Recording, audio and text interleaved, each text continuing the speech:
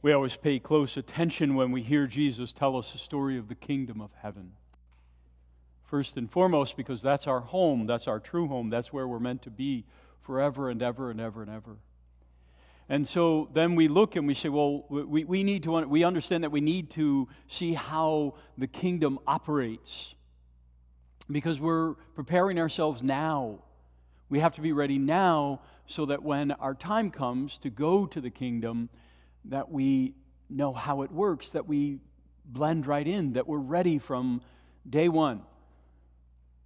I don't know about you, but I don't want to spend, 1,000 years in purgatory learning how to operate in heaven. I'd rather do it right here, right now. That's what this life is meant to be. And so when we get these stories, we have to pay close attention. And so I would recommend that you read this story prayerfully this week. Right? Because the Lord wants to say something specifically to you about this, that applies to your life and your circumstance, and perhaps something that you've been trying to discern in your, throughout these days in your prayer, and whatever a question has arisen or somebody's asked you for wisdom, for some counsel, for some wisdom. And so we should meditate on these things. And in order to grow in wisdom, we have to meditate on them, bring them to the Lord. Say, Lord, what are you telling me? What am I supposed to learn from here? So this is my meditation. I hope it helps you. So first it becomes clear to me, well, if you look at sort of how weddings were, I wasn't around at Jesus' time when they had weddings, Probably wouldn't have liked them then either. But anyway, they would go on for days. We know they would go on for days, and they were big festive gatherings, and they might not be so big if the people were poor, but the more wealthy or the more whatever they had, then they could buy the food and the wine and all of that. And we know those are some important details, because when Jesus turns the water into wine, right? So he's telling this kind of a story, or the story in that setting, that it would go on for a while. Well, one of the customs was that you didn't necessarily know when it was going to start. If young people are asking themselves, what did they do before social media? We just fumbled around in the dark a lot, right? And in Jesus' time, they didn't care. It wasn't something that was high, especially in that culture. It wasn't something that was high on the list of like the date, the time, da-da-da-da. This morning, you all know that Mass started at 9, and not Mass started at 9. It didn't start at 9:01, it didn't start at 8:59, it started at 9. And you can pretty much count on that, unless the live stream people are in charge. Then every once in a while, it's 2 minutes late or something, and it just kills me. But anyway, my sister went to a wedding in Spain once, and apparently they had the same kind of thing where she just waited in her hotel room, and she said, what time is the wedding? They said, sometime afternoon. Well, 3 o'clock, the church bells started to ring, and then if people left their hotels and their homes or whatever, and they'd gather, and it still took them an hour. Once she was in the church, it still took them an hour for everybody to gather and for them to start. So it was something like that, okay? So we have to sort of put ourselves in a different culture, a different time, a different place. And if it went into the night, it could very well start at night, maybe even the middle of the night. People are celebrating, they're having a great time, right? And in the background, they might be negotiating. The groom might be negotiating for what kinds of gifts and presents the bride is bringing to the marriage and all that. So there's a little bit of that too, you can imagine, right? So he gets delayed. For whatever reason, he gets delayed, and he's coming, it's dark. Well, now, part of the thing is, he would be greeted by this group of unmarried women, right? He'd be this group, and that was one of the rituals. And if it was during the day, great.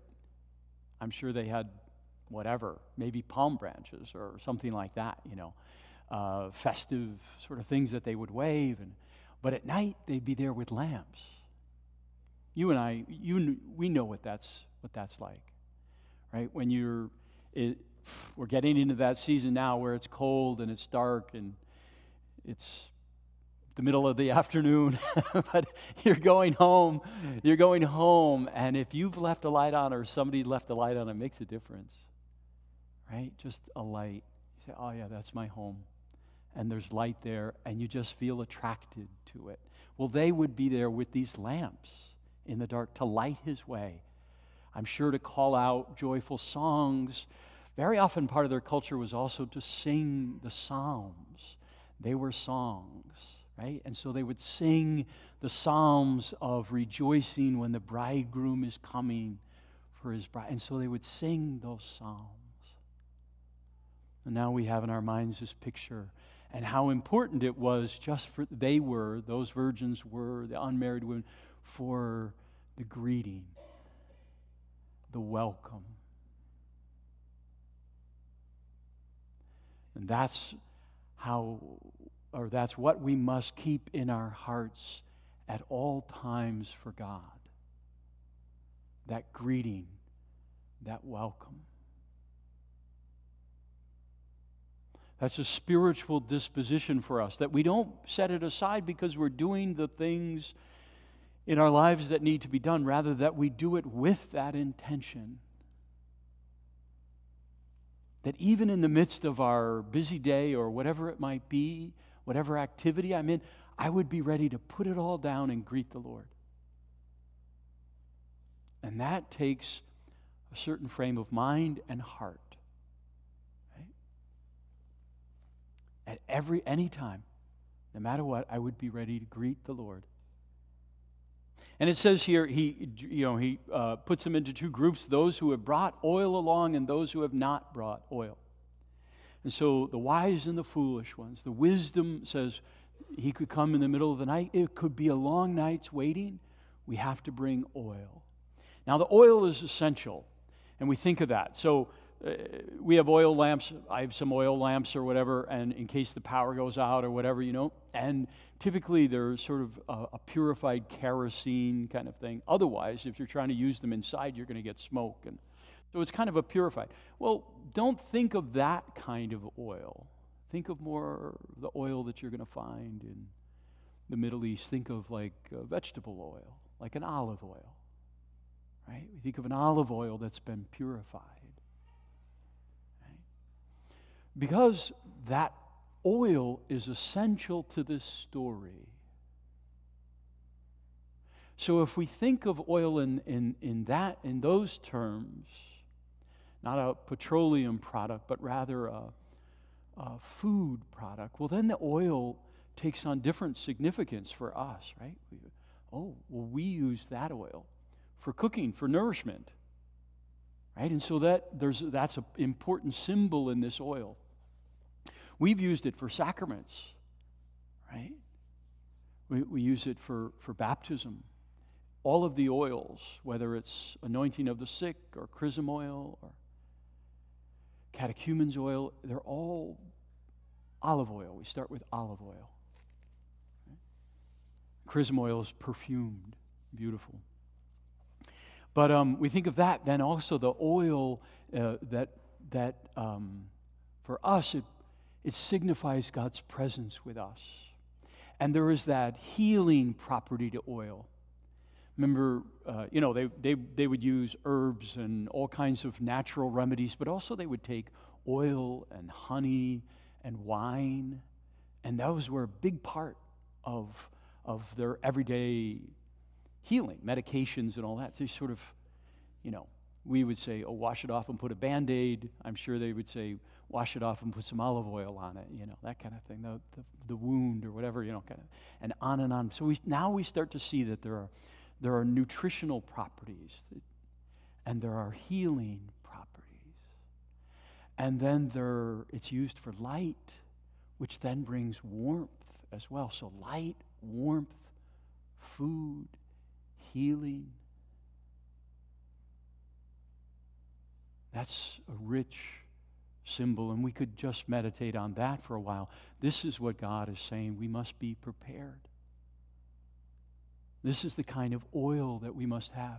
But also included in that, it must be pure. When you go to burn an oil, vegetable or petroleum even, that, and it has a lot of impurities in it. Those get burned up and it creates this smoke. And the more impurities it has, it's less of a light than it is like a smudge pot. You light that thing and just the smoke and you can't see. So it's not helpful. Now all of a sudden we're asked to meditate on the purity of the oil.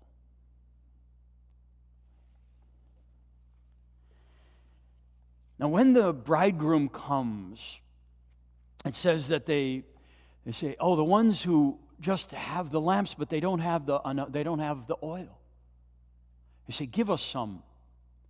And the others say, "No." And we say, "Well, of course. Well, that's rude." So that's our interpretation. But Jesus means to, in the story, he means to say, this oil is not something that can be shared. All right, so in this instance of the story that he's telling, it's not something that you can share with somebody else. It's something that you have to produce, that you would have ready on hand to greet the Lord, that it comes from you. It can't come from somebody else. It has to come from you. So now all of a sudden we see two groups distinctly, as the Lord is trying to show us. Those who appear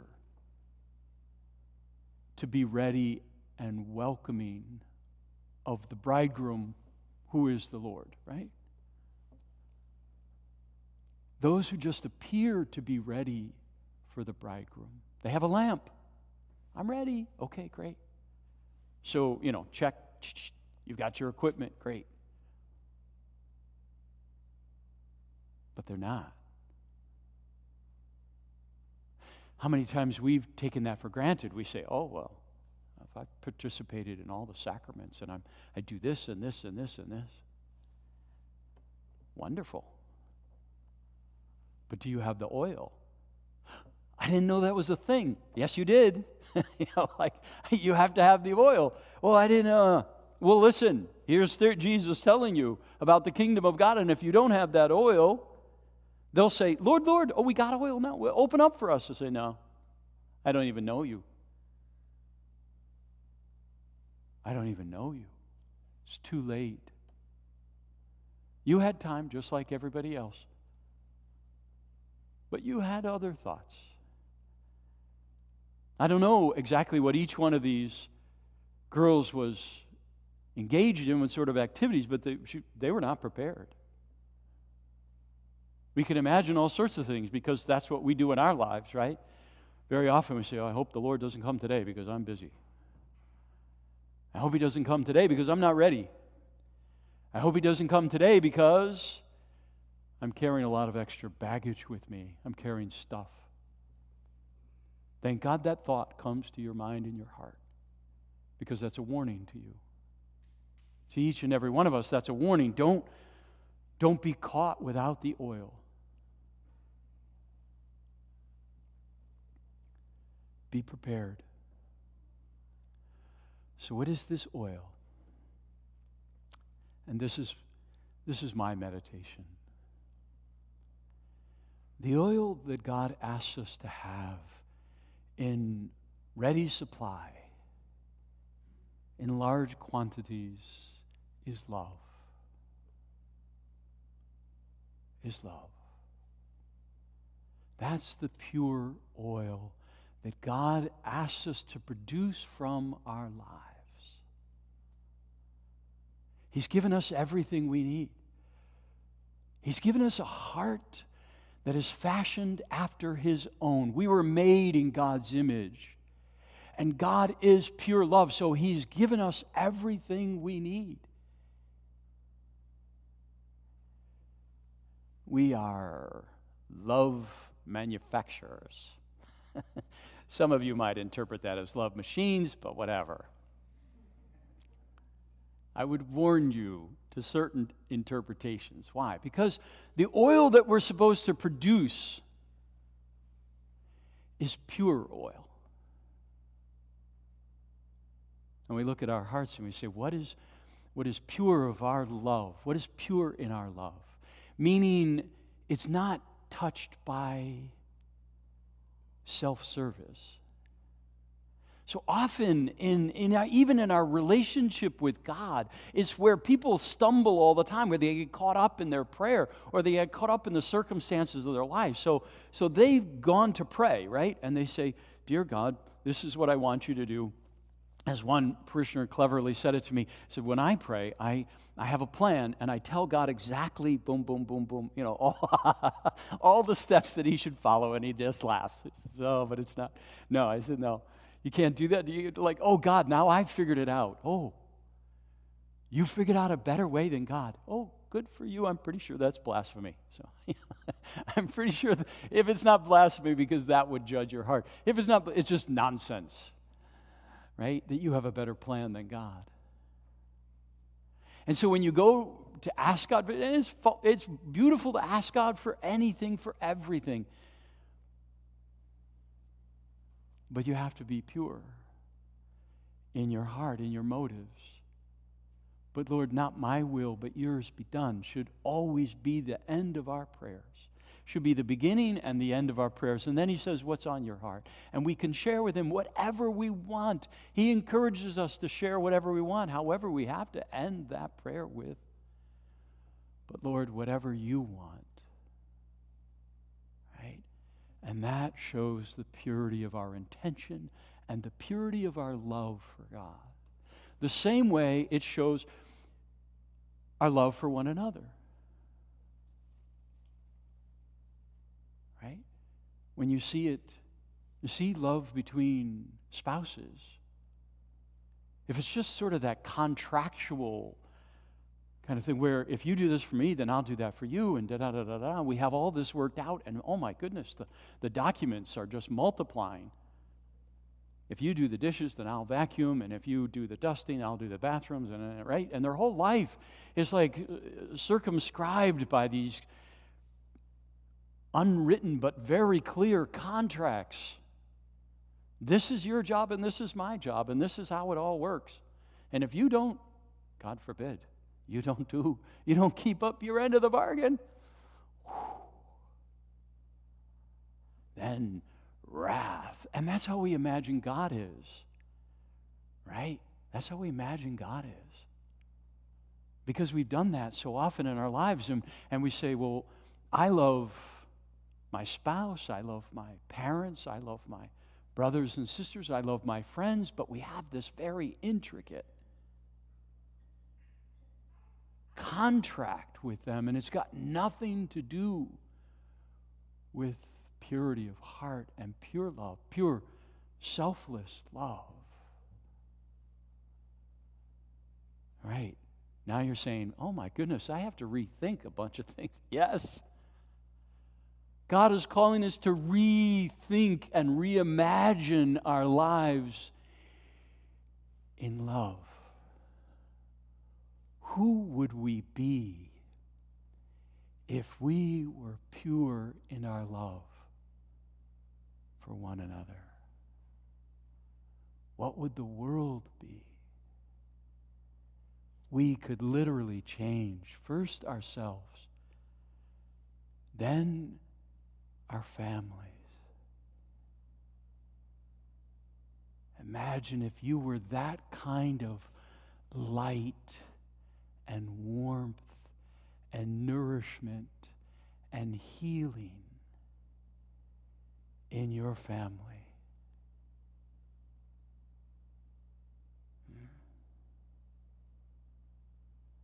And then changing our families, we would change our communities. Our parish community, our towns, villages. And they would say, "Oh, what love these Christians have."